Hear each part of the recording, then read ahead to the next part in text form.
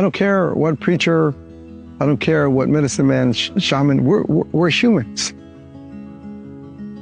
And the best teacher to wake you up is Mother Earth.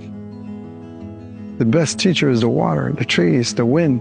It's as simple as going to a river, an ocean, and putting your hands in there. It's as simple as that. And then those who are in a forest like this is actually touching a mother tree.